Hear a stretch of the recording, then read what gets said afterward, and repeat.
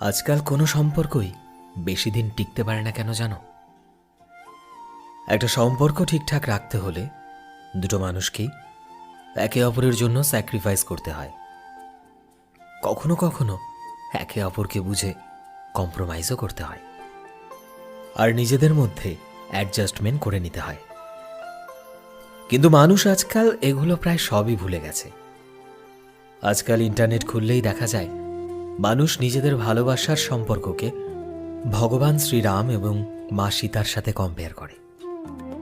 কিন্তু মানুষ তাদের থেকে ভালোবাসা জিনিসটা কখনোই শিখতে চায় না। মা সীতা ভগবান শ্রীরামের সাথে থাকার জন্য নিজের সমস্ত বিলাসিতা ছেড়ে ভগবান রামের সাথে 14 বছরের বনবাসে গিয়েছিল।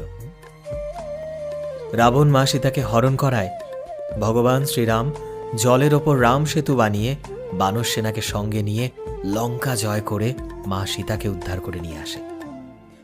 এটাই তো ভালোবাসা।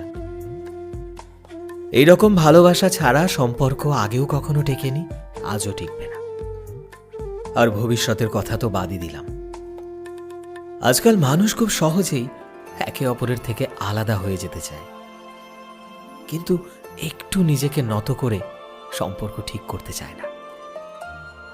যদি তুমিও চাও তোমার সম্পর্ক ঠিক থাকুক, তবে একে অপরকে বোঝার চেষ্টা করো।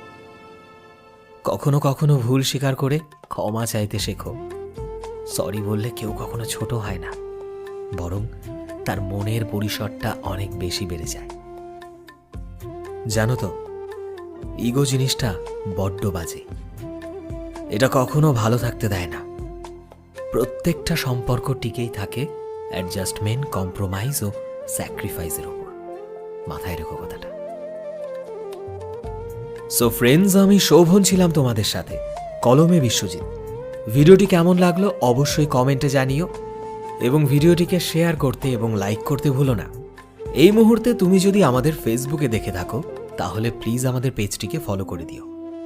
চ্যানেলে নতুন হলে প্লিজ চ্যানেলটিকে সাবস্ক্রাইব করে দিও, আর যারা অলরেডি সাবস্ক্রাইব করেছো তোমাদের সবাইকে অসংখ্য ধন্যবাদ।